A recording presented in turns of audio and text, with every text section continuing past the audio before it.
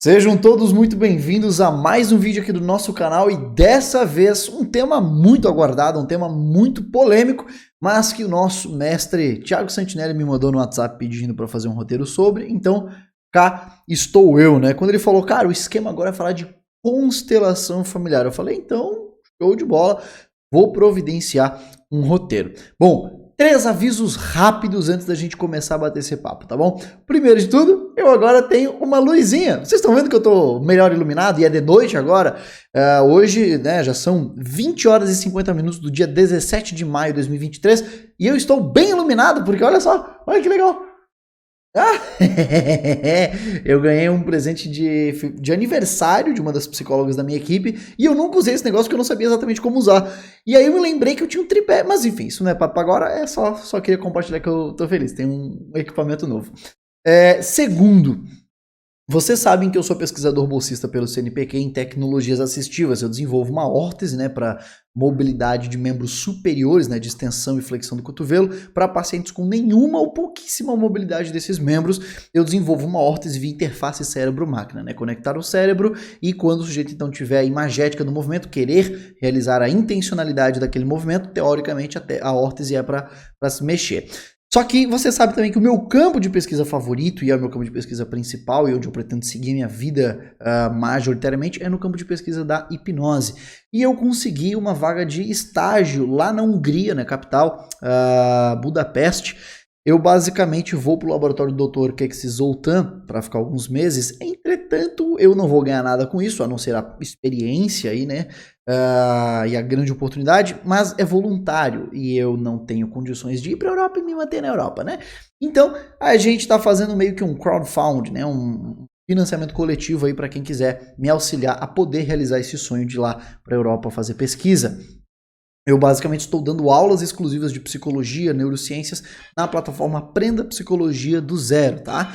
Lá a gente já tem aula de neuroanatomia, aula de atualizações sobre transtorno depressivo maior, transtorno de ansiedade generalizada. Vocês têm aula lá, por exemplo, com professores convidados que estão aí me auxiliando, me dando esse apoio, né, para tentar levantar esse crowdfunding. Nós temos o Dr. Daniel Gontijo, nós temos o mestre em neurociências Eslen Delanogari, Dr. Victor Blasius, psiquiatra especialista em alcoolismo, Dr. Alexandre Venturi, médico neurologista especialista em enxaqueca, dando aula sobre enxaqueca, dando aula sobre perda de memória, doutora Silvana Tomazoni dando aula sobre neuroanatomia, vários outros professores. A gente agora vai ter uma aula sobre psicologia comportamental, um doutor em psicologia experimental. Então, muito conteúdo bacana, muito conteúdo que vai ser e está sendo adicionado. Tem até aula sobre hipnose já. Tem até aula sobre hipnose, tá? Horas e horas de aula.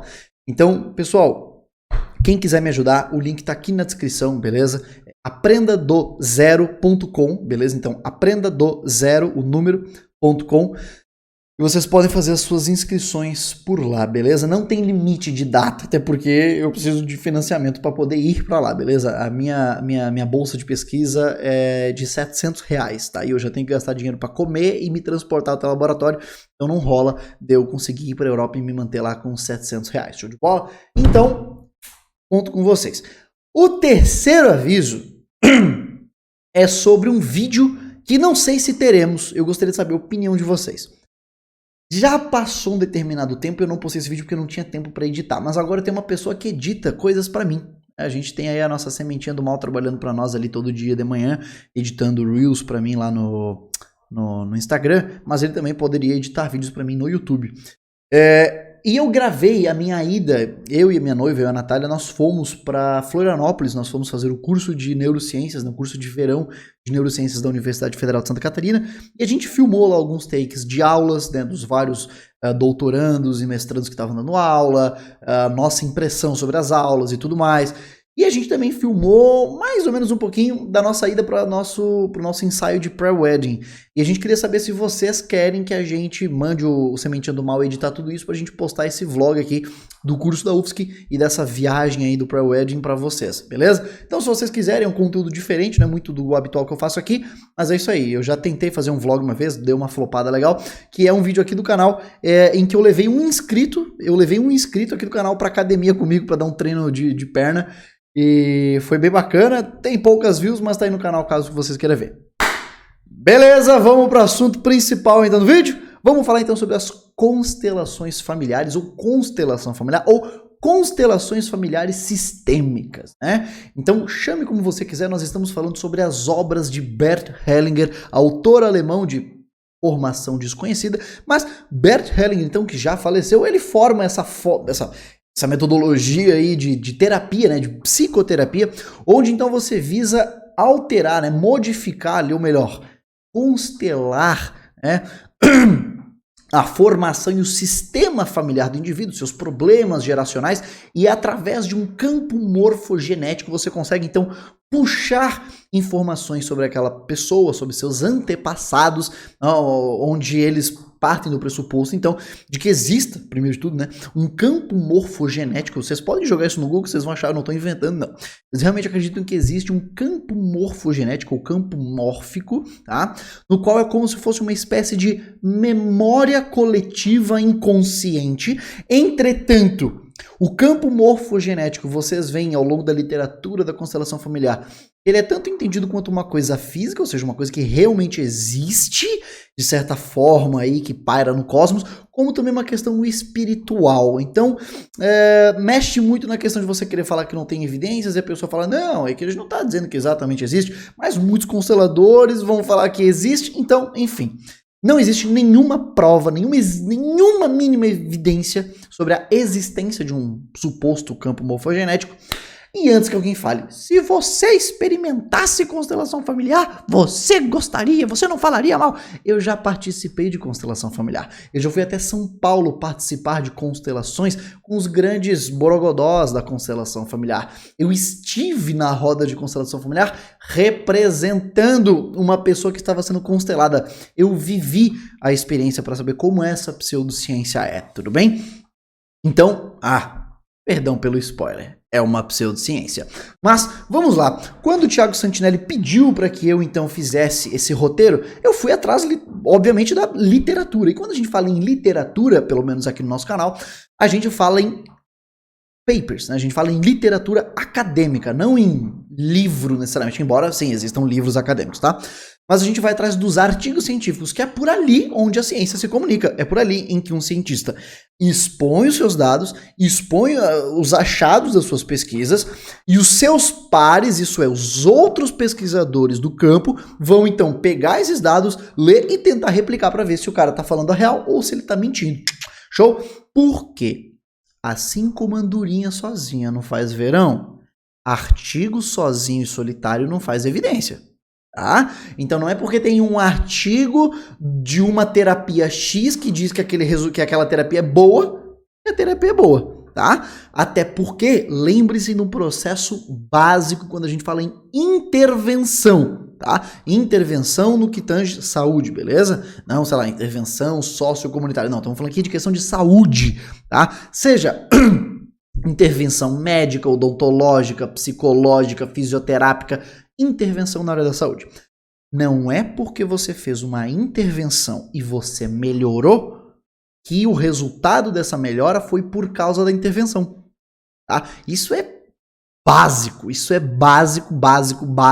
de qualquer profissional baseado em evidência saber que existem os chamados efeitos confundidores. Tá? Eu até fiz uma sequência sobre isso no meu Instagram ontem, eu vou deixar salva lá para vocês poderem conferir, mas entenda, se você ficar gripado e a sua avó te dá um chá e 2 dias depois tu, melhorei da gripe, não foi o chá que melhorou, porque chá não trata gripe. Né? Gripe vem a partir de um vírus. Né? Então sua mãe fala, sai da chuva, moleque, você vai ficar gripado. Não, chuva não dá gripe. Né? Eu preciso de um vírus que consiga, então, fazer esse processo patológico. Agora, por que eu melhorei? Bom, existe um efeito confundidor que a gente chama de curso natural da patologia. A patologia começa, chega no seu ápice, envelhece, morre e deu. E você melhorou sozinho, você já iria melhorar. Só que quando nós chegamos no ápice dos sintomas de alguma patologia, é em geral quando a gente procura ajuda médica, ajuda terapêutica, dependendo de que tipo de sintomas você está sentindo. Se você tá resfriado, tu não vai num psicólogo, nem num constelador familiar. Geralmente você vai num médico, né? Mas agora não. Comecei a sentir muita ansiedade e tal, você procura um psicólogo. Algumas pessoas procuram um constelador.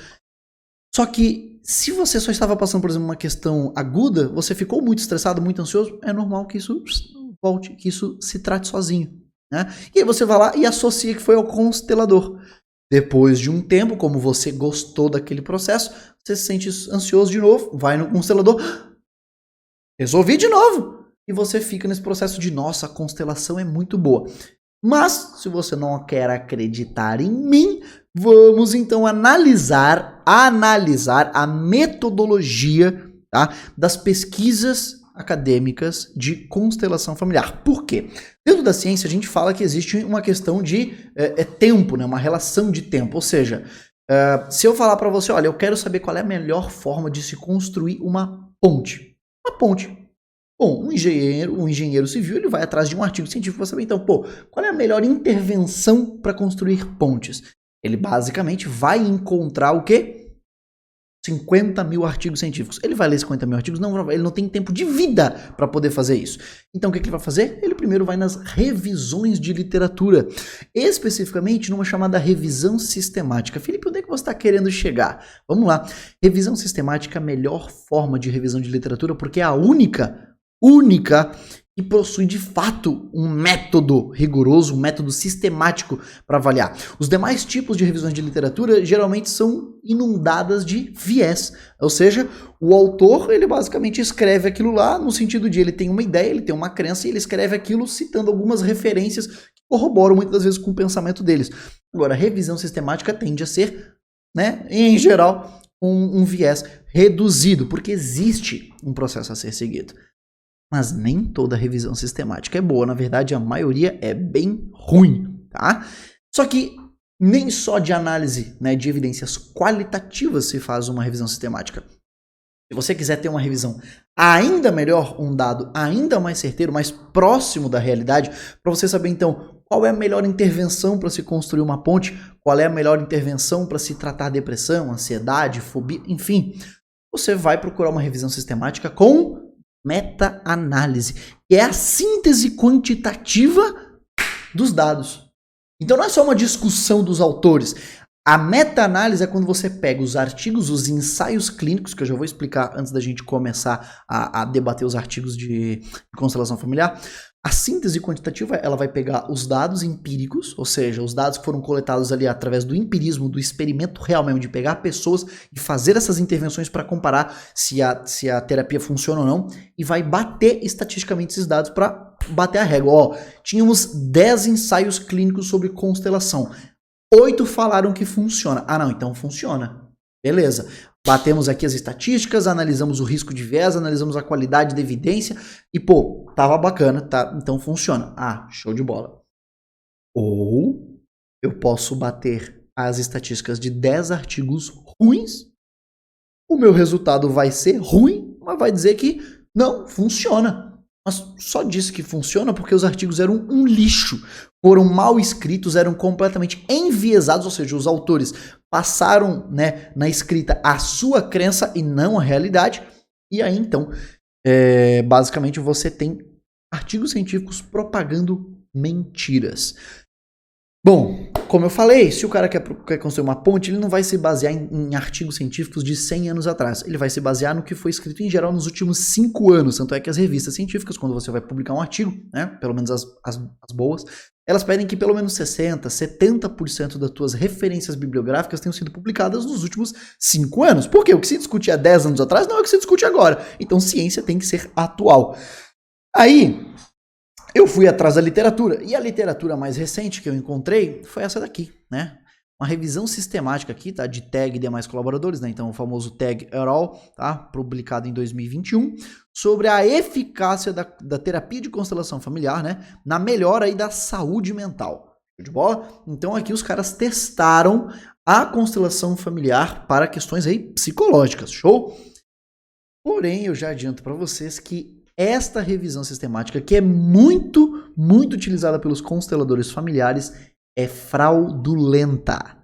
Os seus dados são fraudulentos. Os dados, eles passam para você uma impressão do que a gente chama de falso positivo, né? Então, ó, é bom, hein? Mas na verdade o resultado é fake. Tá? Quer ver só? Eu, inclusive, submeti para esta revista onde foi publicada, tá? A Family Process, perfeito? Family Process é a revista científica onde este artigo aqui está submetido. Submetido não, publicado, né? Foi submetido, foi aceito e foi publicado. Eu submeti antes de ontem, perfeito? Então hoje é dia 17, no dia 15 de maio de 2023, por eu mesmo, perfeito? Eu submeti o seguinte artigo: carta ao editor. Inclusão inadequada nas estatísticas leva a falso positivo em Parananana, que é o nome deste artigo aqui. Show de bola? Então eu basicamente submeti esse artigo. Tirei o dia 15 aqui, tirei umas 4, 5 horas do dia para fazer esse negócio. E eu queria até mesmo, eu não sei nem se isso aqui vai ser publicado, então é aquela coisa, né? Eu fiz a minha parte. Eu parei para analisar, então muito obrigado aí, Thiago Santinelli. Você conseguiu alugar um triplex na minha cabeça que cara, eu vou ter que dar uma olhada mais calma nessa revisão sistemática. Eu fui ficando puto com tanto de informação errada. Eu pensei, não, cara, eu vou escrever um artigo sobre isso. E aí eu tirei o dia e escrevi um artigo de correção, né, pedindo que o corpo editorial então corrija o status desse artigo publicado. E eu queria ler para vocês o resumo do artigo que eu escrevi, beleza? O presente artigo examina criticamente uma meta-análise realizada por TAG. Ah, Felipe, como assim meta-análise? Aqui só diz revisão sistemática. Sim, eu sei, mas essa revisão sistemática fez uma meta-análise. Eles fizeram uma síntese quantitativa. Eu não sei por que eles não colocaram o nome aqui, né? Eu colocaria, mas tudo bem. Por TAG et al. Sobre a eficácia da terapia de constelação familiar na melhora da saúde mental. A análise levanta preocupações sobre a confiabilidade e validade do estudo, destacando várias falhas metodológicas e imprecisões de dados. Problemas com análise estatística foram identificados, incluindo a inclusão de estudos possivelmente fraudulentos, confiança em dados não verificados e relatórios inadequados de detalhes essenciais do estudo. Essas deficiências prejudicam a compreensão dos achados da meta-análise. O conteúdo desse artigo serve como base para solicitar uma investigação completa pelo editor da revista sobre a metodologia e a integridade dos dados da meta-análise. Essas etapas são cruciais para garantir a retificação de erros e manter padrões de pesquisa transparentes e confiáveis no campo da psicologia. A análise crítica apresentada neste artigo serve como um lembrete da importância de métodos de pesquisa rigorosos e relatórios precisos para facilitar a tomada de decisão clínica baseada em evidências e evitar disseminação de resultados enganosos. Tudo bem? Então, este daqui foi o artigo que eu submeti para eles antes de ontem. Perfeito. Então, tudo que eu for mostrar aqui para vocês, saibam, eu não só gastei um tempo da minha vida lendo a literatura acerca de constelação familiar, como eu constatei vários erros e escrevi um artigo, uma carta ao editor para publicação. Perfeito? Então, bora lá, porque o que eu vou fazer aqui para vocês é mais ou menos mostrar o que eu fiz no artigo. Olhem só. Aliás, essa minha carta ao editor está desatualizada. Porque hoje eu parei para analisar mais algumas coisas por curiosidade e eu descobri uma patetada ainda mais profunda nesses artigos. Por isso esse vídeo aqui está sendo regravado. Porque se você aí que está vendo esse vídeo percebeu, antes de ontem eu já tinha colocado aqui no YouTube o vídeo que você estaria assistindo agora.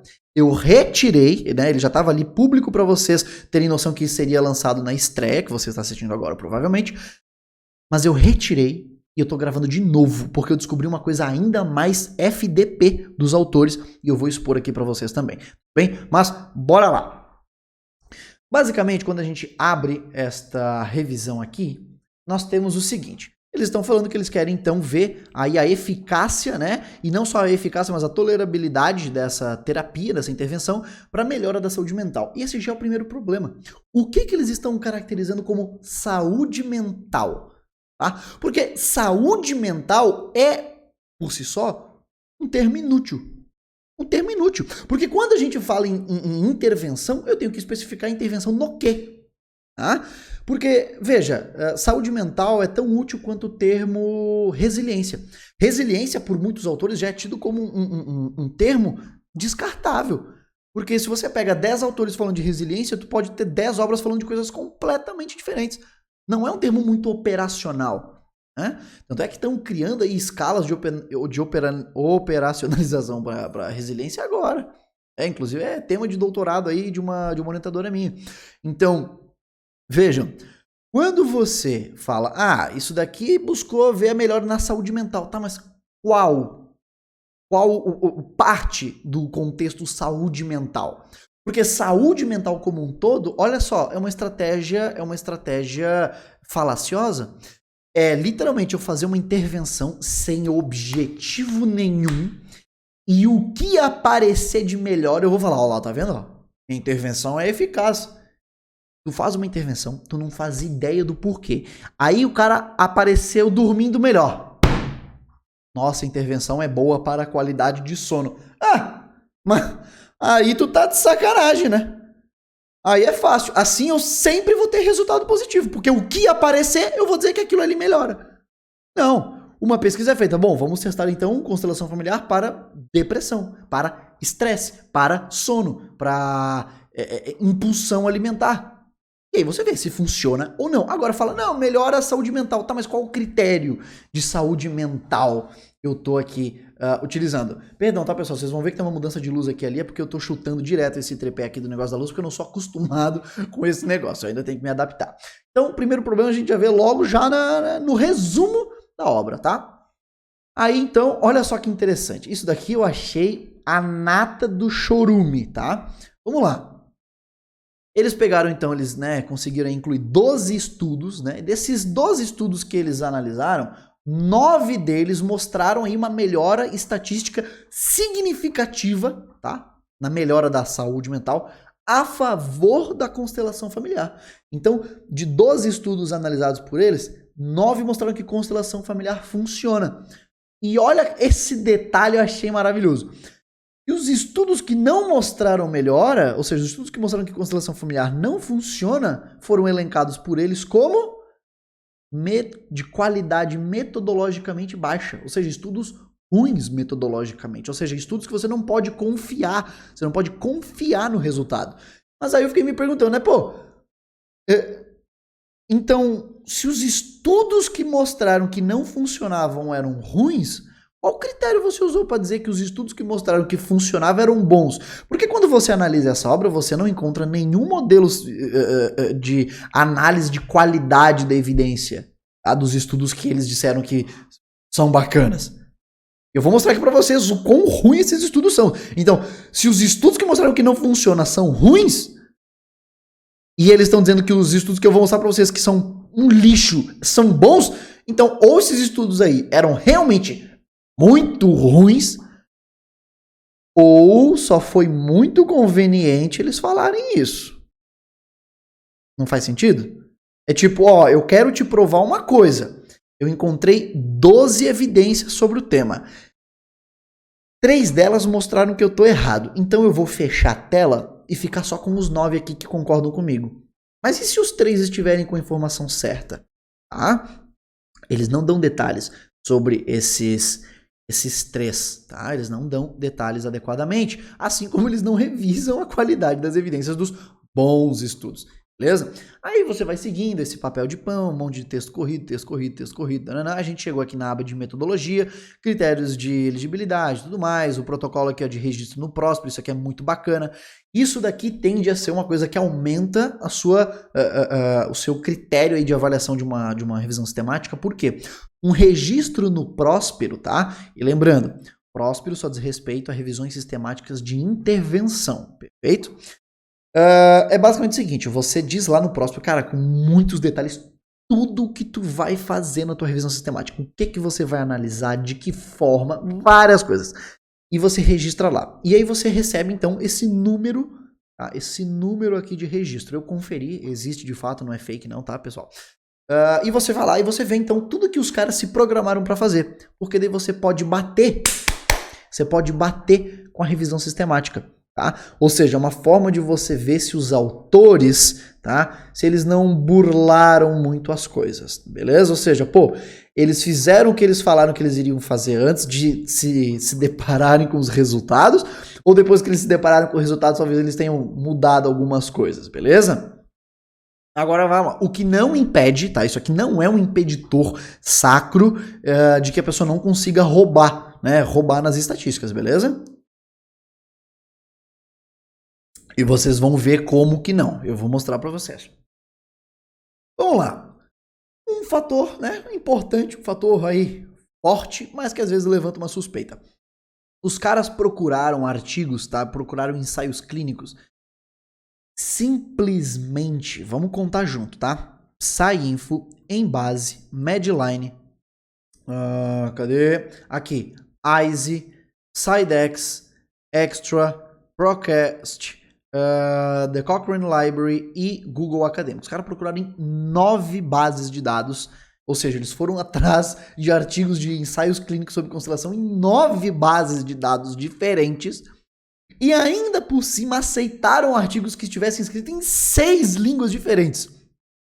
Em inglês, alemão, espanhol, francês, holandês e húngaro, tá? Ó, eu tô conduzindo atualmente, e eu posso dar, como é que eu posso dizer? Experiência de causa, não, como é que é? Relato de experiência, relato de causa, é uma parada assim, né? Eu tô conduzindo uma revisão sistemática agora, sem meta-análise, nós não teremos tempo suficiente para isso, porque o meta-análise não vai fazer em menos de 2 anos uma revisão sistemática com meta-análise adequada, tá? Eu só tenho 1 ano e meio. Nós estamos conduzindo eu estou conduzindo uma revisão sistemática com uma equipe e veja, nós só estamos aceitando artigos em inglês, até porque a ciência de ponta ela é feita em inglês mesmo, querendo ou não, é a língua mundial e é a língua da ciência. E nós estamos procurando em 6 bases de dados. 6, né? 6 na minha cara. Se eu bem me lembro, 6. E já é muito, tá ligado? Então assim, pô, o cara procurar em 9 bases de dados, aceitar 6 línguas diferentes, é um puta do empenho. Ou é porque tem tão pouca coisa feita sobre o tema que tu tem que botar o teu radar até em Marte pra tu ver se tu acha alguma coisa, entendeu?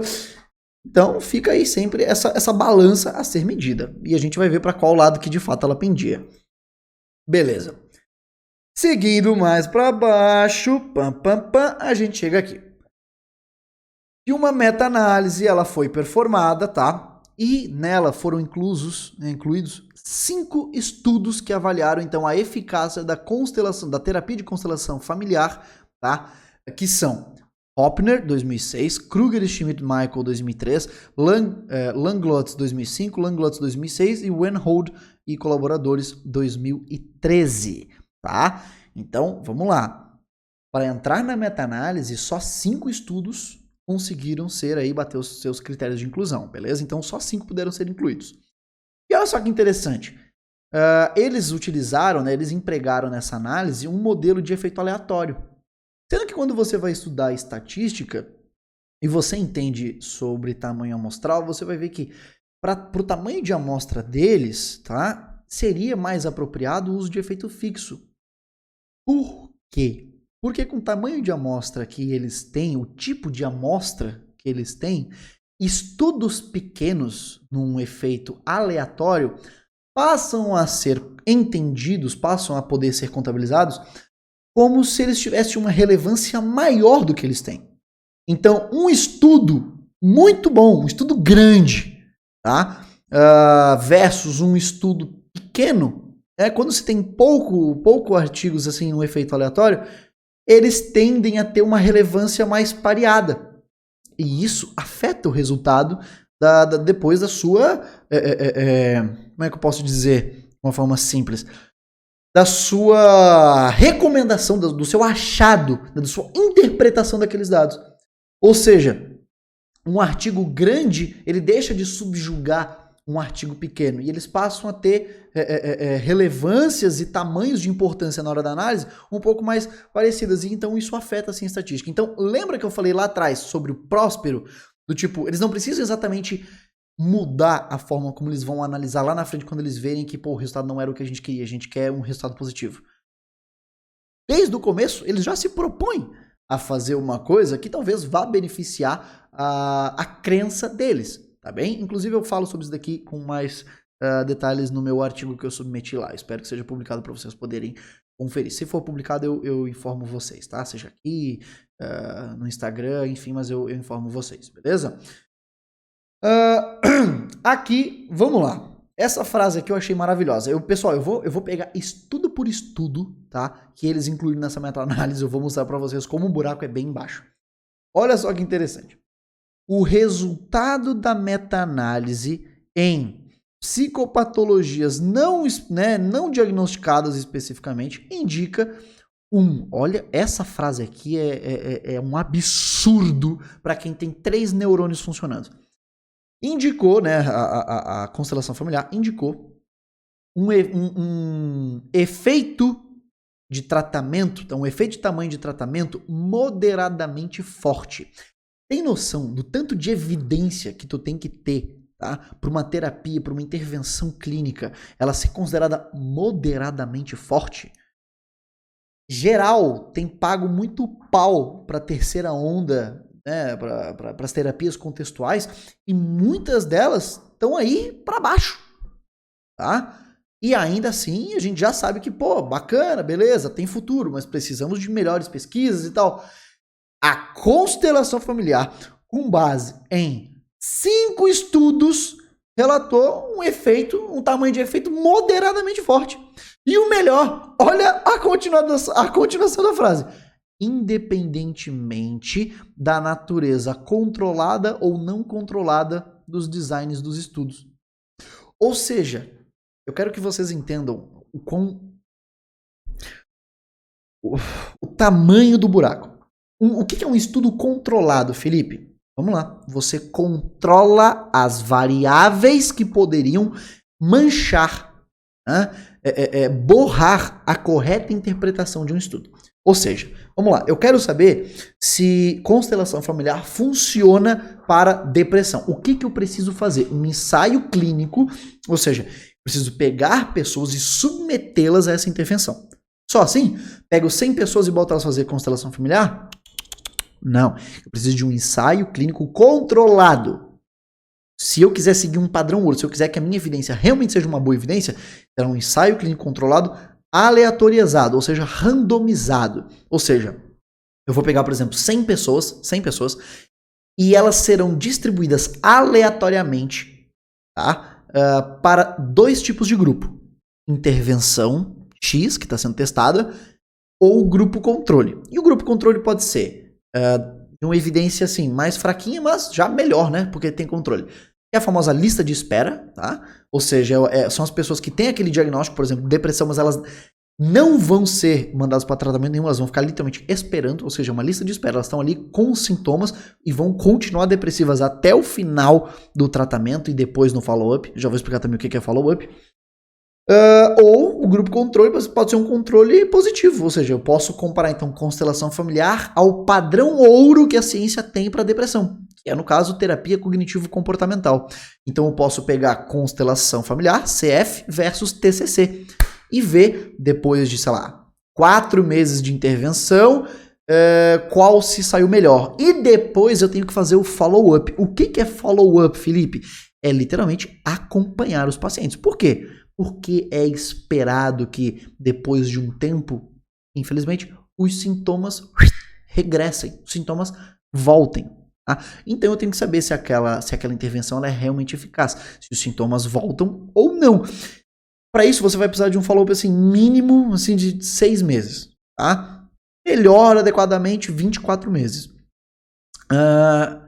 Se eu falo que o meu estudo não é controlado, eu tô literalmente dizendo o seguinte: eu tô interpretando do jeito que eu quiser o resultado. Eu não tenho nenhuma prova de que o cara melhorou. Porque todas as possibilidades, todas as pessoas que falaram, eu melhorei. Tá, mas como é que você melhorou exatamente? Não só isso. Como é que eu controlei os chamados efeitos confundidores? Curso natural da patologia, ou seja, doenças tendem a ter um ápice e a se extinguirem. Como é que eu controlei regressão à média? Tá? Veja, regressão à média é um fenômeno estatístico no qual ele dispõe do seguinte: todo evento extraordinário tende a ser seguido por um evento mediano, medíocre, padrão. Ou seja, todo sintoma, extremo que alguém sente é seguido dele voltar para a média. Então, é normal que os pacientes fiquem na média dos sintomas. Então, é super comum que você vá numa terapia fuleira, numa terapia que não tem evidência nenhuma, que não funciona, mas como você procurou o cara quando você estava no extremo do sintoma, e ele fez qualquer bobajada lá e não funcionou em nada, mas é normal que os sintomas voltem pra média, você fala, nossa, minha depressão diminuiu, minha ansiedade diminuiu. Foi por causa daquele tratamento. Não, não foi. Não foi. Né? Temos efeitos confundidores, como por exemplo, paciente bonzinho. Nós sabemos há décadas, graças à psicologia, que quando o ser humano está sendo observado, quando ele sabe que ele está sendo observado, a resposta dele tende a ser alterada. Ou seja, ele muda a resposta dele. Porque ninguém quer passar pela circunstância chata de falar, e aí, cara, fizemos aqui, pô, suas sessões de constelação familiar, e aí? Melhorou? Ele fala, não. Situação chata, né, rapaz? Quem gosta de passar por isso? Então, sim, muitas pessoas tendem a mudar as suas respostas. Outro fator confundidor, essencial de ser controlado, o famoso recall bias, tá? Que é justamente o viés de memória. Tá? Os pacientes, sobretudo quando os tratamentos são longos e tal, eles esquecem de detalhes. Seja por envelhecimento, problemas de memória mesmo, ou porque de fato o tempo está passando e a gente esquece as coisas. Então às vezes eles não lembram com detalhes para poder relatar algumas coisas na hora das entrevistas, então o resultado sai que foi bom, mas não, ele deixou passar detalhes que dariam outro resultado. Né? Efeito placebo. Placebo é outro efeito confundidor que precisa ser controlado. Se o teu estudo não é controlado, tu tá deixando tudo isso passar. Ou seja, o cara pode ter melhorado por regressão à média, curso natural da patologia, placebo, um monte de coisa. Ah, como você não controlou, tu interpreta que foi a sua terapia, mas não foi. Entendeu? Então, quando o cara me fala que a terapia tem um efeito moderadamente forte, independentemente da natureza do estudo, eu sei que esse cara tá mentindo, mano. Esse cara tá inventando. Ele tá fazendo uma afirmação com provas insuficientes para sustentar essa afirmação, beleza? Eu botei mais alguma coisa aqui para vocês no estudo em si. Ah, não. Daí eu só grifei aqui, então, os estudos que foram incluídos na meta-análise deles, perfeito? Então, temos aqui um estudo, 2 estudos, 3 estudos, 4 estudos, 5 estudos, perfeito? Que novamente, só conferindo, Hopner 2006, Kruger e Schmidt-Michael 2003, Langlotz 2005, Langlotz 2006 e Wenhold e et al. 2013, tudo bem? Show de bola! Vamos analisar esses estudos, então, que foram incluídos na meta-análise deste artigo de Tag et al., bora lá. Então, só para quem é leigo e ainda não percebeu, quando a gente fala o nome de alguém, tipo Souza et al., tá? Por exemplo, minha revisão sistemática ela vai ser publicada Souza et al. 2000 e blau, 2024, provavelmente. O que isso quer dizer? Souza et al., Souza e colaboradores, e o restante, e todos, tá? Que é quando se tem 4 autores numa pesquisa ou mais. Se tivesse 3, falaríamos, por exemplo, aqui, Tag, Petrol and Rivas 2021. Se fosse só esses dois, seria Tag e Petrol 2021. Beleza? Então, só uma questão aí de nomenclatura para vocês entenderem. Bom, vamos lá então para a meta-análise dos caras. Vamos estudo por estudo, bora lá. Então vamos em Hopner 2006. Não, não, Hopner 2006 eu vou deixar por final. Esse daqui é o próprio Cherno e o Bill, então eu vou deixar a nossa referência radioativa por último, beleza? E vocês vão entender o porquê.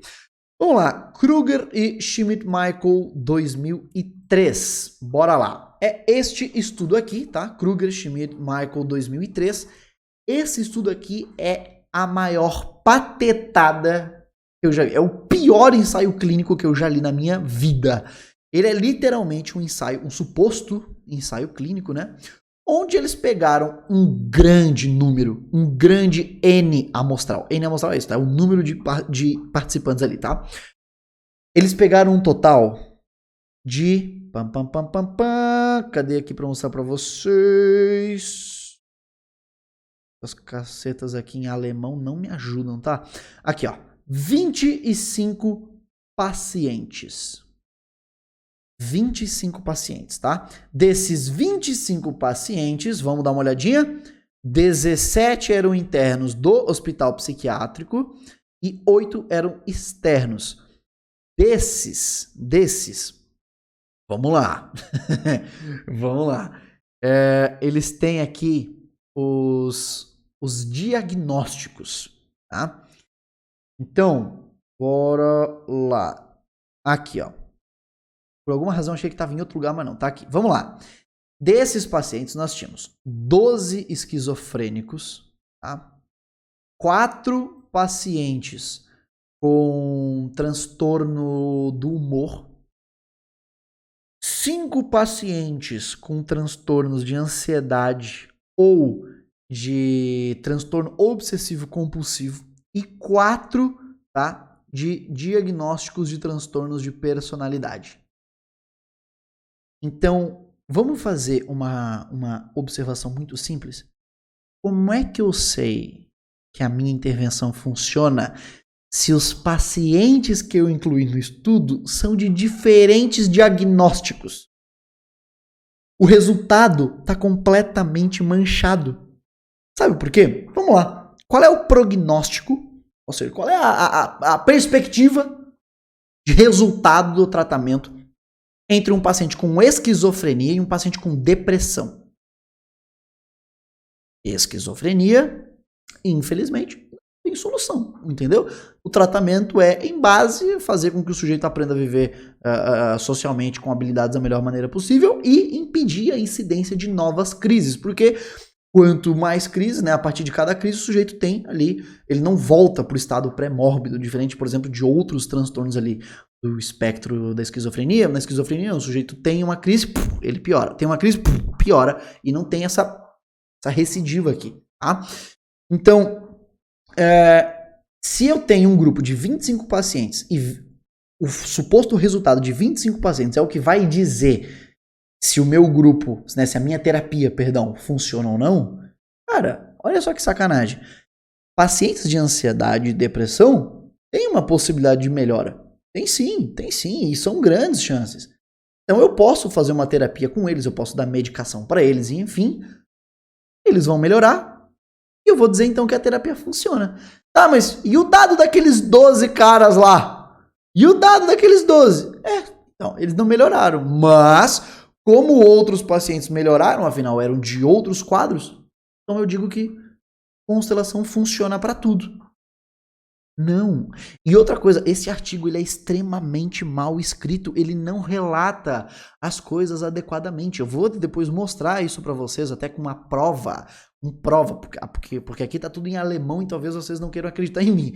Mas esse artigo ele não conta as coisas direito. Não somente isso, ele ainda diz ser um estudo controlado, porque ele diz que ele tem o grupo de intervenção, que é constelação familiar, versus grupo controle. Que são 17 pacientes, tá? Do hospital psiquiátrico. E adivinha? A gente não sabe o que esses caras têm. Ou seja, são 17 o quê? São 17 esquizofrênicos? Bom, aí de fato, a chance deles melhorarem em comparação com os outros é nula, né? Que 17 caras são esses? Outra coisa, esse estudo aqui, eles literalmente não dão descrições sobre quanto tempo de intervenção foi feita, quem fez a intervenção, tá? Era aparentemente encontros mensais de constelação familiar, mas por quanto tempo, né? Todos iam todas as vezes? Ah, esses pacientes externos, esses pacientes internos, como a medicação deles, porque afinal se eles estão no hospital psiquiátrico, dificilmente eles não tomam medicação. Como é que vocês controlaram o resultado da constelação familiar se eles tomam medicação para o quadro deles? Então, existe uma série de problemas lógicos básicos que destroem a confiabilidade nesse estudo. Esse estudo aqui é lixo, tá? Lixo, além de ser de 2003, né? Mas enfim, numa revisão sistemática você pode fazer um recorte muito grande, até porque você está tentando resumir a literatura sobre um determinado tempo num período de história. Então, por exemplo, a minha revisão sistemática vai fazer um recorte sobre o que foi feito num tema nos últimos 20 anos. Tá? Então, sim, isso aqui não é o problema, ser antigo não, tá? Mas se você conhecer algum clínico aí que está tentando basear sua prática de constelação familiar porque existe um artigo de 2003, fala que é um lixo. E vejam, a constelação familiar, ela basicamente mistura uma série de pressupostos de diferentes escolas que não se conversam, que não fazem sentido estarem juntas. A terapia da constelação familiar, ela é baseada em análise transacional, terapia familiar, psicanálise, terapia primal, hipnoterapia e qual outra que não está escrito aqui, mas que logicamente faz parte. Alguém se arrisca aí? Gente, eu vou até abrir aqui para vocês. Aqui, ó. Aí, eu vou abrir este artigo e eu vou abrir este artigo aqui. Vamos lá. Qual é o nome muito comum dado pela constelação familiar? Constelações familiares sistêmicas. Recomendo demais esta leitura aqui, tá? Marina e Macedo, onde elas basicamente vão mostrar o seguinte: constelação familiar não tem nada de sistêmica, nada. Toda a terapia de constelação familiar, ela foi feita numa cultura europeia alemã, para um povo alemão, por um alemão, e nunca foi adaptada para nenhuma outra cultura. Sem falar que ela se baseia nas visões de mundo de um homem nazista, tá? Felipe, como assim de um homem nazista? A minha consteladora familiar, beijinhos de luz, ela nunca me falou que ela é nazista. Sim, então, talvez ela não se enxergue como uma nazista, mas ela perpetua o trabalho de um nazista que, inclusive, tá, perpetua a ideia de que, por exemplo, se uma criança é estuprada pelo seu padrasto, a culpa é da mãe. Porque a mãe não deu, não deu o suficiente para o pai. Então, o campo para equilibrar o sistema fez com que a filha se colocasse na posição de, equilibrar. Então, o pai, ou melhor, o padrasto, que estupra a própria enteada que fala? Afilhada, enfim, acho que é isso. Enteada, enfiada, enfim. O cara que estupra a própria filha, ele não tá errado.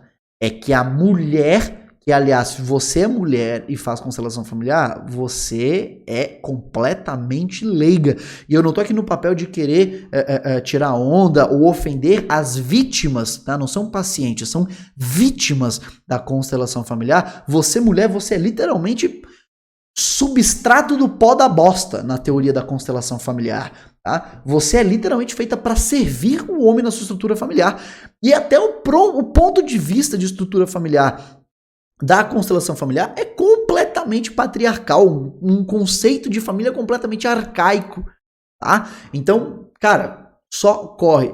Mas Felipe, o Bert Hellinger não é nazista. Não, o Bert Hellinger não só era nazista, como ele lutou na guerra ao lado dos nazistas e ele também escreveu um livrinho muito bacana. Pede aí para sua consteladora familiar se ela já leu o livro Gottesgedanken, sei lá como é que fala, que é o livro aí de poemas, né, do nosso querido Bert Hellinger, de observações sobre o mundo e o divino de Bert Hellinger. Pede para ele se para sua consteladora, para o seu constelador, se eles já leram esta obra, tá? Por que eu falo isso? Este livro aqui, ele chegou no Brasil faltando uma parte. Tá? Que é este livro aqui. Este livro aqui, em português, é o Pensamentos sobre Deus, Suas Raízes e Seus Efeitos, tá? Do Bert Hellinger, que custam uma bagatela de R$120 aqui no Brasil. Mas por que eu falo isso para você, tá? Por que eu falo para você perguntar? Porque neste livro ele escreve um poema em homenagem a Adolf Hitler, tudo bem? Terceiro Reich. Eu vou ler aqui para vocês, tá? Na página 247 desse livro, do Gottesgedanken, sei lá como é que fala, né? Ele basicamente, foi publicado em 2004, ele tem a seguinte frase. Hitler, eu vejo você como um ser humano, assim como eu, com um pai, com uma mãe e com um destino definido. Você é superior a mim ou você é inferior? Você é melhor que eu ou pior que eu? Se você é superior, então eu também sou. Se você é inferior, então eu também sou. Se você é melhor que eu ou pior, então eu também sou. Pois eu sou um ser humano assim como você. Se eu fosse respeitar você, então eu me respeitaria. Se eu te detesto, então eu me detesto. Ou se eu te amo, eu sou obrigado a amar você? Porque se eu não o fizer, então como eu poderia ter permissão para me amar? Se eu reconhecer que você era humano, assim como eu sou, então devo olhar para algo que criou nós dois. Igualmente, algo que criou você assim como eu. Algo que até determina como somos ambos destruídos.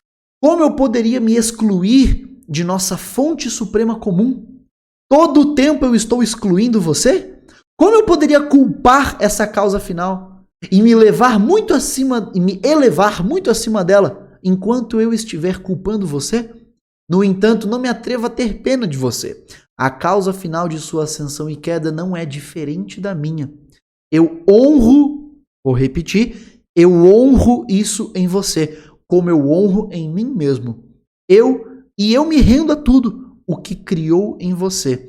E a tudo que criou em mim, assim como a tudo que criou em todos os seres humanos. Este é o poema de Bert Hellinger a Adolf Hitler, tá? Que chegou ao Brasil. Se eu não me engano, também tem a versão, que aí seria o livro, que seria esse livro aqui, mas também chamado de Reflexões Divinas, tá? Mas eu só encontrei a venda chamado Pensamentos sobre Deus, beleza?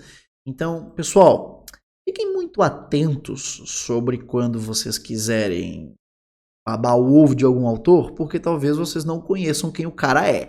E sim, tá? Eu estou falando do livro certo, é este livro daqui, tá? Ó, primeira edição, perfeito, editado ali, impresso na Alemanha em 2004, perfeito? Então, aqui vocês podem ter toda o sumário do livro, com exceção da parte que gerou muita polêmica na Alemanha e no Brasil eles então retiraram. Bom, vamos voltar para análise então estatística, para análise dos artigos? Bora lá. Então, primeiro, terapia de constelação familiar não é sistêmica, ela não inclui nada de sistêmica. Leiam isso daqui que vocês vão entender melhor do que eu, porque eu não sou de psicologia sistêmica, nem pretendo ser. Então, continuando. Este artigo aqui é literalmente um relato de caso que tenta se passar por ensaio clínico, tudo bem? Então, basicamente, o suposto benefício está completamente manchado por uma metodologia porca, tá? Impossível de confiar neste artigo aqui. Show de bola? Então, acredito que já consegui mostrar isso para vocês neste artigo aqui. Só o fato de você incluir pessoas de diferentes diagnósticos para uma intervenção psicológica, numa intervenção psicoterápica, já quebra completamente esse ensaio aqui, beleza? Agora, vamos lá para o próximo artigo, então, que eles colocam. É Langlotz 2005 e Langlotz 2006. Para isso, vamos lá. Este daqui é o artigo, o estudo, o ensaio está incluído lá na meta-análise, naquilo que baseou, ou seja, na síntese quantitativa, que fez com que os autores tivessem a capacidade de poder escrever o seguinte: terapia, né, de constelação familiar tem efeito moderadamente forte, né, benéfico para a saúde mental. O que é isso daqui, Felipe? É um blog. É um site profissional de um médico. Literalmente, tá? Esse daqui é o site de um médico. Assim como a minha clínica tem o site da minha clínica, onde você pode agendar uma sessão comigo, como o seu nutricionista tem um site, como o seu psicólogo tem um site, esse médico, ele também tem um site. Literalmente, os caras incluíram os supostos dados, tá? Que esse médico coletou aonde? Em seminários que ele fez. Então ele fez seminários e ele, aparentemente, né, coletou os dados das pessoas dos seminários e mostrou que, ó, elas melhoraram. E aí os caras incluíram isso na meta-análise como se isso fosse um dado. Quer saber como é que eu pego que isso daqui é não só um dado completamente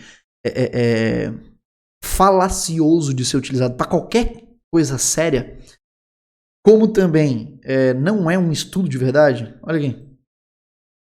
nos agradecimentos dos autores na obra, na revisão sistemática, eles colocam que os autores querem, né, desejam agradecer ao Dr. Kruger e ao Dr. Langlotz que ajudaram este trabalho compartilhando os seus dados crus, os seus dados brutos, ou seja, dados que não foram revisados por pares, dados que não estão publicados em periódicos, não passaram por nenhum tipo de escrutínio. Ou seja, para eu confiar que estes dados aqui são verdadeiros, eu tenho que partir do pressuposto de que o médico está falando a verdade. De que a partir de agora a ciência pode se basear em dados compartilhados arbitrariamente pela experiência clínica do cara no seu próprio blog. Isso não foi feito apenas uma vez. Vocês acham? Isso aqui é Langlotz 2005. O que vocês acham que é o estudo Langlotz 2006? É outro, pô. É outro. O cara literalmente... É isso aqui. Essa aqui é a referência do cara. Tá? Essa aqui é a referência da meta-análise. É um blog, pô. E sabe o que é pior? Sabe o que é pior?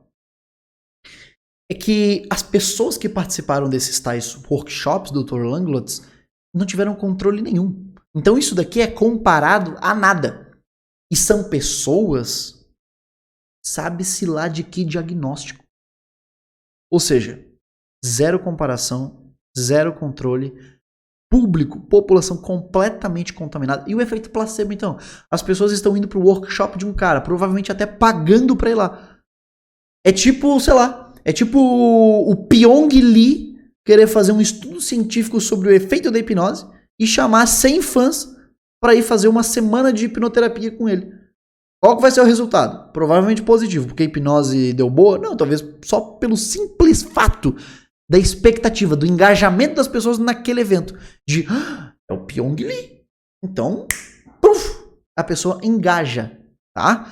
Então, gente, isso daqui, cara, assim, por si só eu já descartaria isso daqui, beleza? Mas se vocês analisarem, vocês vão conferir também que esses dados aqui não correspondem com um follow-up, tá? Então, beleza, por quanto tempo você acompanhou o cara? Eles não foram acompanhados adequadamente.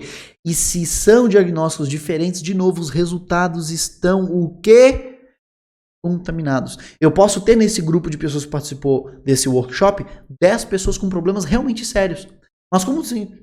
Vão lá, outras tantas pessoas com problemas meia boca são facilmente sensíveis a efeitos controladores, a efeitos confundidores.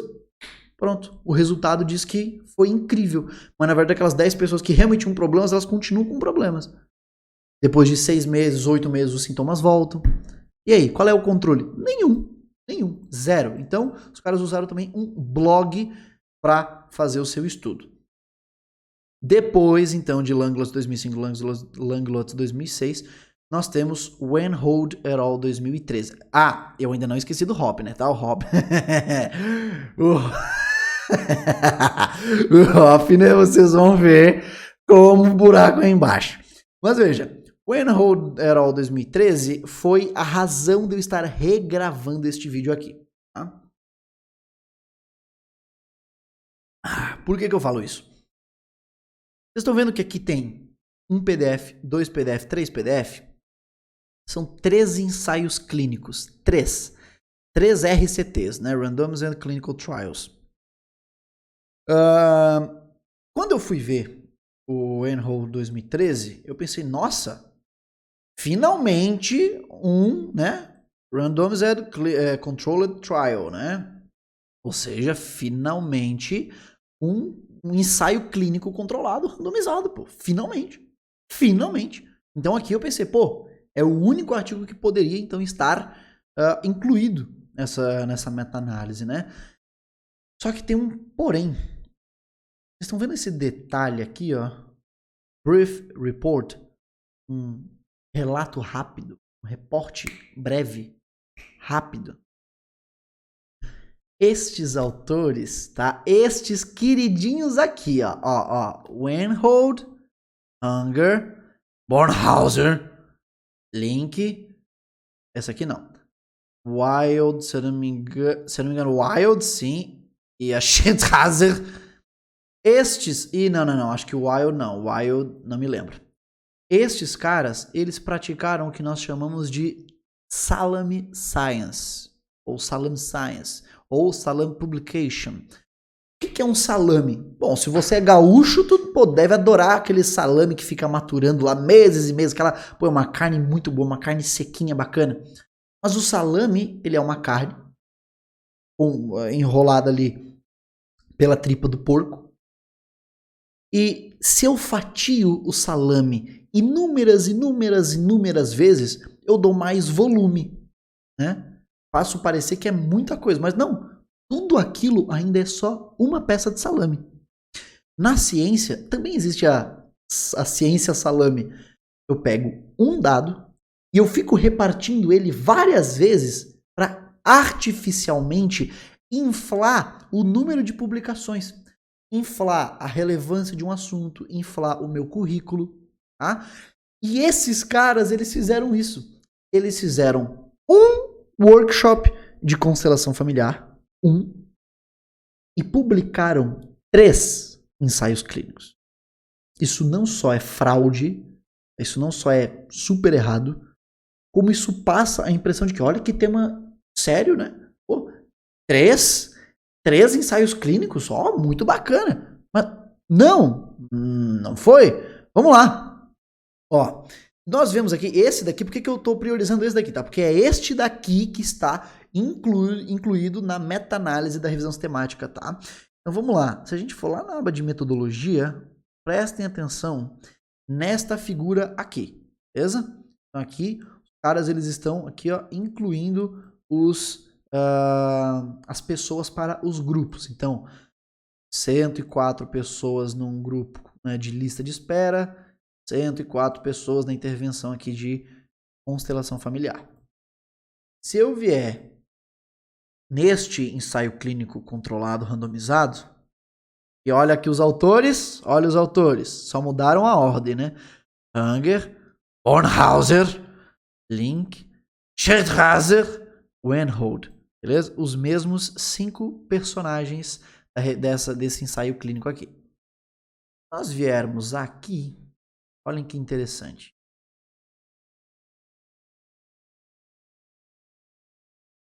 O que é essa imagem aqui?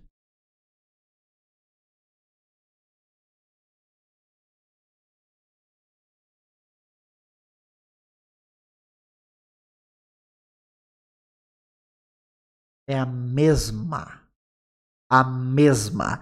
É literalmente você fazer um experimento e dizer que fez 2, 3, 4. Um ensaio clínico só pode ser um ensaio clínico com aquela população. Você não pode pegar a mesma população e dizer que você fez 5 ensaios clínicos. Você fez um, cara.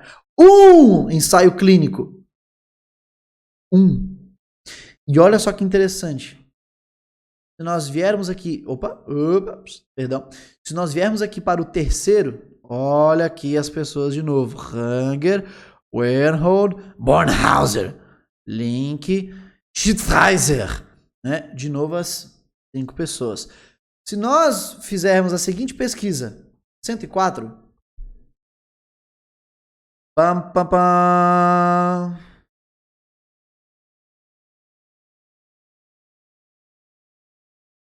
Pam, pam, pam. 104 pessoas no grupo de intervenção e 104 pessoas no grupo controle.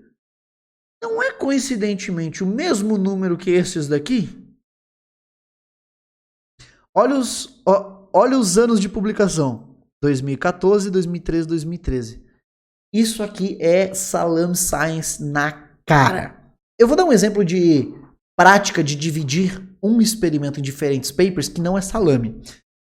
Você tem, por exemplo, a autora Christina Furr, uma autora alemã, só que tem boas práticas de pesquisa. E ela fez um ensaio clínico randomizado, controlando o resultado clínico para depressão maior de hipnoterapia versus terapia cognitivo-comportamental. Primeiro ela fez um estudo piloto para ver se era viável fazer esse tipo de experimento. Ela viu que ok. Depois ela fez o ensaio clínico. Deste ensaio clínico, ela publicou mais 2 artigos. Felipe, então foi igual isso daqui. Não, não foi. Um deles foi um estudo completamente de outra coisa. Não é um ensaio clínico randomizado. Ela não disse que ela fez 2 ensaios clínicos. Ela fez só um. Outro estudo, o que ela fez? Ela pegou esse grupo de pessoas e eles analisaram através de neuroimagem quais alterações quais alterações funcionais, né, aconteceram no cérebro desses pacientes participantes em ambos os grupos. Então aqui ela está discutindo outra coisa. Ela está falando, pessoas que passam aparentemente, né, por essas intervenções sofrem essas alterações. Isso é outra discussão. Depois ela fez um outro artigo discutindo só os processos de follow-up. A gente ficou acompanhando esses pacientes por esse tempo e nesse período aconteceu isso. Ela está discutindo outra especificidade. Ela não está falando que fez outro ensaio clínico. Isto daqui é salame. Os caras fizeram uma coisa e repartiram em 3, ou melhor, fizeram uma coisa e repetiram 3 vezes para tentar dar mais ênfase aos seus resultados. Por isso que eu falei, cara, isso daqui é um poço sem fim que os caras ficam burlando formas para tentar fazer parecer que a constelação familiar é válida. Mas não é. Isso daqui não é uma boa prática de pesquisa, cara. Isso daqui é antiético. Isso daqui é antiético, velho. Antiético. Tá? Então, beleza. Agora a gente acabou de ver isso daqui. Aliás, deixa eu ver se eu marquei mais alguma coisa para mostrar para vocês. Aqui. Sim, claro, com certeza. Aqui, ó. Se você olhar, tá, o desenho de estudo dos caras, você vai ver que, olha que incrível. O grupo de lista de espera, o grupo controle, olha só. Eles ficaram aqui em cima, né, nos supostos sintomas, enfim, nos questionários ali de scores. Agora, o grupo de constelação familiar teve uma melhora absurda. Mas o tempo em que eles analisaram foi de 4 meses. Esse estudo. Um follow-up ruim. Um follow-up ridículo. Melhor que nada, mas um follow-up muito bom. Porque nem dá tempo de você analisar recidiva de sintoma. Nem dá tempo. Né? O mínimo ali seria 4 meses. 6 meses, né? 12 meses. Melhor 24 meses. Mas aqui, 4 meses. 4 meses. Tá? E, novamente, existe uma série de limitações nesse estudo, porque os pesquisadores são consteladores. Então, a gente tem que acreditar, né, que eles não estão botando as suas próprias crenças pessoais na hora de analisar os dados. Que eles não estão colocando as suas crenças na hora de fazer as execuções. E outra coisa, esses participantes, quem são eles? São pessoas que já conhecem a constelação familiar. Isso afeta o resultado. Tá? Porque a pessoa já é sensível a acreditar naquela parada, a participar. Então o efeito placebo aqui é muito forte. Tá? Então assim, esse artigo aqui, ele é uma furada ética, uma furada metodológica também. Beleza? Agora a gente vai pro nosso especial Hopner 2006. Hopner 2006, tá? Este cara aqui, ó. Esse cara aqui, beleza? Esse cara aqui. Deixa eu mostrar pra vocês. Hopner 2006 é um livro. Eu vou repetir. Eles incluíram na meta-análise um livro. Ponto. Eu não tenho que falar mais nada. É isso. Ponto. Acabou. Um livro. Mas, sim, a fim de ser mais político, eu vou só dar um adendo. O papel aceita qualquer coisa. Tá? Então, assim, livro não passa por nenhum processo de rigorosidade, não tem nenhuma objeção. Livros não são tidos como evidência, porque você escreve o que você quiser sobre. Tá? Exemplo prático, o Pedro Loz, lá do Alguma Coisa Ciência, ele errou um dado que alcançou milhões de pessoas no Twitter esses dias, baseado no quê?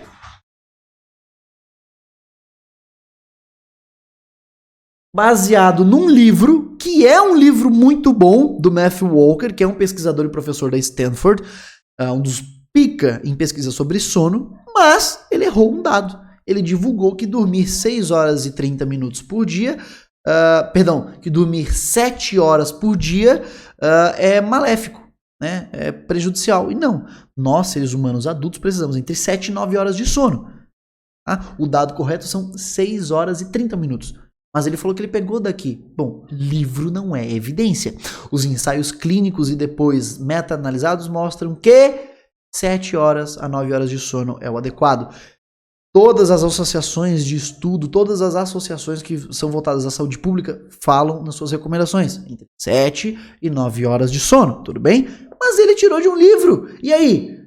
Não é evidência? Não, livro não é evidência. Livro não precisa ser revisado. Livro não precisa ter nenhum critério com a verdade.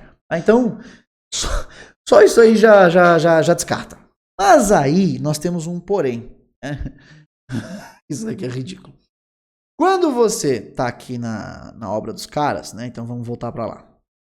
Você chega aqui nos resultados deles, beleza? E eles basicamente vão falar o seguinte, calma aí. Eu vou lá para as conclusões deles. Futuras direções, não. E que eles estão falando sobre força e limitação.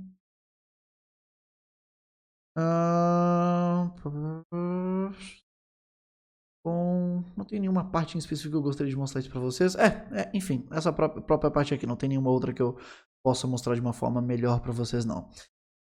Quando eles estão falando que a terapia, né, de constelação familiar é eficaz, eles estão fazendo isso baseados na meta-análise que eles conduziram.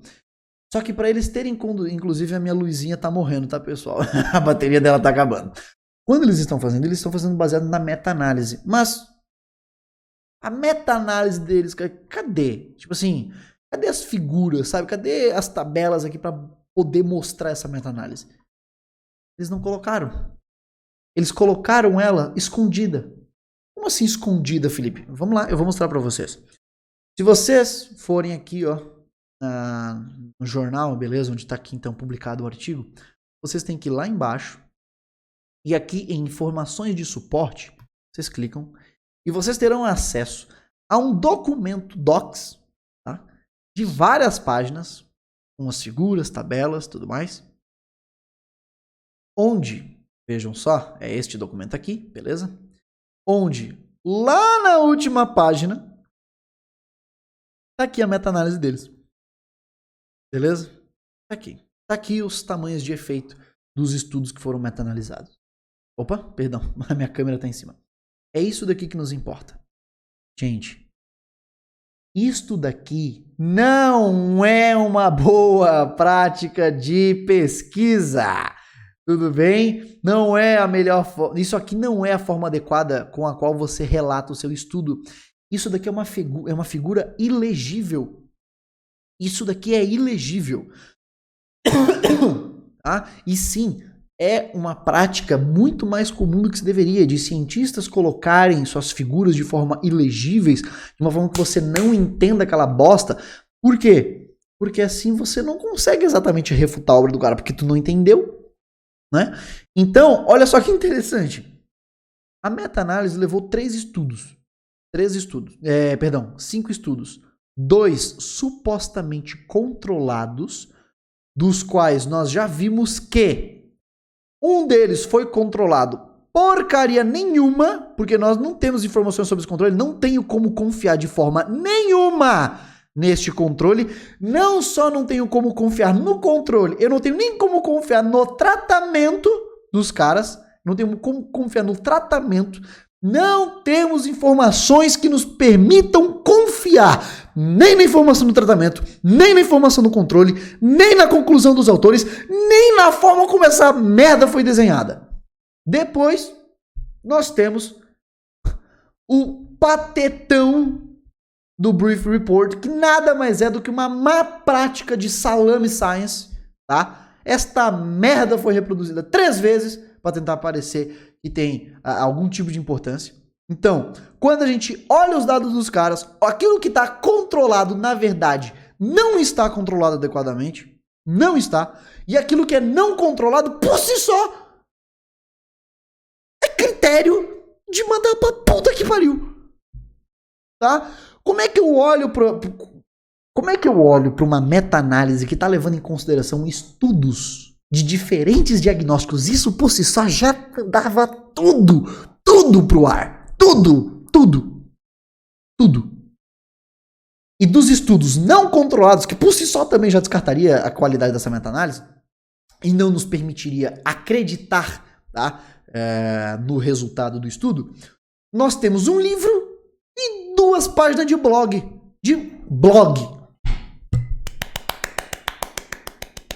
Esta é a melhor referência bibliográfica que os consteladores familiares possuem. A melhor. A revisão sistemática com meta-análise de Tag et al. 2021. E é uma porcaria. Uma porcaria. Aí até tem um outro estudo dos consteladores, que é essa daqui, né? Que é de 2019, então é recente também, tá dentro dos 5 anos, em que eles testaram aí, né, constelação familiar, tá? Para pacientes com dermatite atópica e psoríase, acho que é assim que fala, né? Só tem um problema. Cara, esse estudo é ridículo, tá? Esse estudo é muito ridículo. Vamos lá, vamos ao N de participantes, beleza? Vamos lá. Nós tivemos 93 pessoas aí possivelmente elegíveis. Delas foram excluídas 62. Sobraram 31 pessoas. Dos 31, olhem bem, nós tivemos 16 pessoas para fazer o tratamento e 15 pessoas para o grupo controle. Este tamanho de amostra não me permite fazer nada.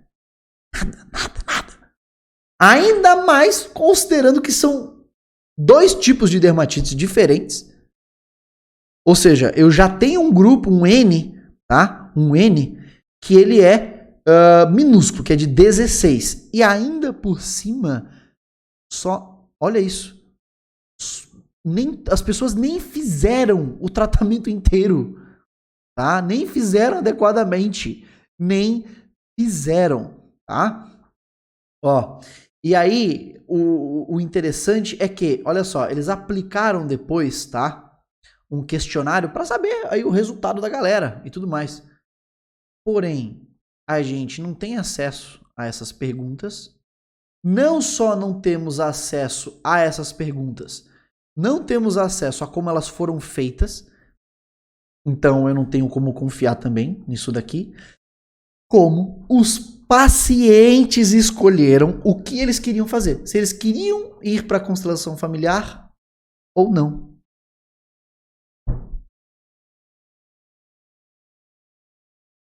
Felipe, mas como isso afeta o resultado, Felipe? Vamos lá. Vamos voltar para a obra dos nossos salameiros? Vamos lá? Eu acho que eu só peguei esse detalhe na outra que eu fechei. Por alguma razão eu fechei a outra. Calma aí. É o Hunger 2013. Vamos lá. Pessoal, vamos dar uma olhadinha. Coloquei isso em algum momento. Certeza que eu tinha marcado para mostrar para você. Aqui. Os pacientes que foram incluídos no estudo, tá? O mesmo estudo aqui que está dando base, que é o melhor estudo que tinha na meta-análise dos caras, beleza? Aquele que foi replicado 3 vezes. Olha só. Os participantes, eles já eram adeptos de constelação familiar. Eles já eram pacientes da prática. Já eram. Ou seja, eles já eram sensíveis a corroborar, a colaborar na hora de uma possível avaliação de score. Então, por mais que ele não esteja melhorando, como ele tem essa percepção afetada pela própria expectativa, pela própria crença dele, ele vai dizer que está melhorando. Os participantes já eram eles já sabiam como era o processo, eles já tinham expectativa. Tá? Como eles colocam, né? Eles já sabiam eles já conheciam as regras do jogo aí da constelação familiar. E aqui eles ainda falam, né, que basicamente os pesquisadores são os próprios consteladores. Então, assim, é um nível horroroso. Então, os pacientes incluídos no estudo já eram adeptos da constelação familiar, isso é, pessoas que já têm uma relação com aquela prática, aquela filosofia. Entendeu por que eu não posso confiar nem sequer no resultado desses caras? E aí a gente vai para esse estudo aqui e a gente vê uma coisa horrível. Os próprios pacientes, tá? Os próprios pacientes escolheram para onde eles queriam ir. Então, de novo, nem o meu processo de controle exatamente está muito adequado. Tá? O paciente falou, não, eu quero ir para a constelação familiar. Isso prejudica o resultado. O certo, de novo, seria o quê? Randomizar. Não apenas randomizar, mas também cegar os avaliadores. Porque, pô, eu tô aqui lendo para vocês, eu tô aqui mostrando para vocês pesquisas de consteladores para tentar provar se constelação funciona. Porra, tá de sacanagem. Isso é uma demonstração clara de que óbvio que vai ter viés. Então, o que seria o adequado? Cegar os avaliadores, que na hora que eles pegassem a ficha dos questionários, enfim, dos scores, sei lá o que eles usariam para avaliar a melhora, eles não soubessem de qual grupo, que primeiro teria que existir um grupo controle, segundo teria que ser randomizado, as pessoas não deveriam poder escolher para qual grupo elas iriam, e depois os avaliadores também não poderiam saber de quem que eles estão avaliando o resultado. Assim, eles não têm como pesar ou aliviar a mão na hora de passar o carimbo. Entendeu? Porque se eles decidirem avaliar para todo mundo para tentar não prejudicar a galera que é da constelação, eles vão melhorar o resultado da galera do grupo controle e aí não vai mostrar diferença nenhuma entre fazer ou não fazer nada. Então eles teriam que pesar a mão em todos. E aí talvez mostre que constelação, né, não funciona. Bom, até o momento, veja bem, o resultado desta pesquisa aqui, tá? Não foi muito boa, tá? O resultado dessa pesquisa aqui basicamente não é confiável. Você não tem explicações dos autores sobre essas patologias, então, tipo, o porquê que essas patologias apareceram, ou porquê que elas foram tratadas nesse processo. Não tem evidências disso, não tem discussão sobre isso, tá? E esses pacientes aqui, ó, de psoríase, eles melhoraram menos. Bem, não se entende o porquê nessa obra. Então, essa obra é horrível. Horrível. Perfeito? E era isso. É isso que a constelação familiar tem de evidência. Tá? Ou seja, nenhuma. Simplesmente nenhuma evidência. Tá? Eu não tenho nenhum problema com essa galera querer fazer ensaio clínico para tentar mostrar a eficácia. Eu acredito, particularmente, é uma visão política de mundo minha, que qualquer pessoa tem a sua liberdade de expressão, aí, sua liberdade de pesquisador para testar, né, claro, dentro dos limites éticos, né, então, vamos testar se as pessoas resistem a um tiro na cabeça. Não.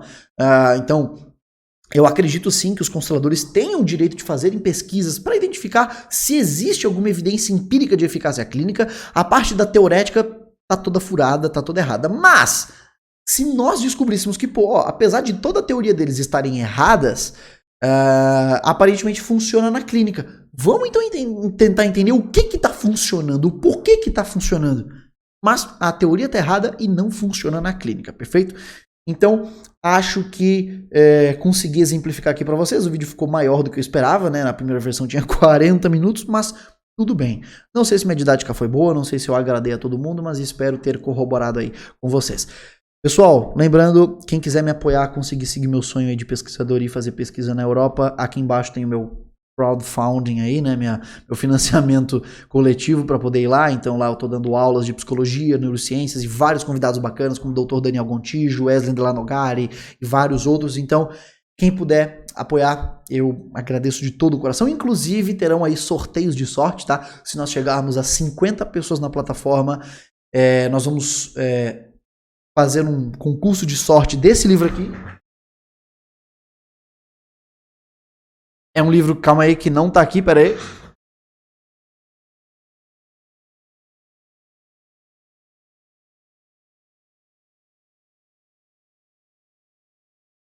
Eu acho que eu perdi um livro, mas enfim, se nós chegarmos a 50 pessoas lá na plataforma, nós vamos fazer um concurso de sorte para ver se alguém tem mais sorte e leva para casa o livro Mentes Diferentes, do laureado com o Prêmio Nobel de Medicina Eric Kandel. Se nós chegarmos a 100 pessoas na plataforma, nós vamos fazer um concurso de sorte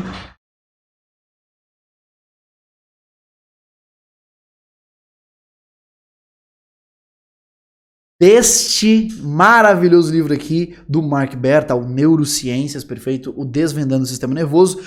E se nós, no mundo hipotético de Peter Pan aí, se nós chegarmos a 150 pessoas lá na plataforma, eu vou fazer um concurso de sorte de um livro que eu nem tenho, que custa caríssimo, que é o Princípios de Neurociências, de novo, do laureado com o Prêmio Nobel, Eric Kandel, para vocês, perfeito? Que é a versão mais hardcore disso daqui. Isso daqui é para iniciante, isso daqui é o programa de neurociências, assim, do zero para novato. O princípio de neurociências é bruto, tá? Então, é isso. Espero com a ajuda de todos vocês. E também digam aqui nos comentários se vocês querem ou não querem aquele vlog lá que eu havia falado para vocês no começo do vídeo. Show de bola? Pessoal, no mais é isso. Desejo a todos vocês uma excelente semana. Deus abençoe todos vocês. Se você não acredita em Deus, tudo bem. Isso é um sinal de respeito da minha fé para com vocês. Tenham uma boa semana. Desejo sucesso. Tchau, tchau. Até a próxima. Semana que vem nós voltamos aqui. Eu volto aqui para refutar... leitura corporal mais uma vez, e aí na outra semana a segunda parte da resposta à defesa da cientificidade, das microexpressões sociais do Sr. Santos e companhia. Show de bola? Tchau, tchau.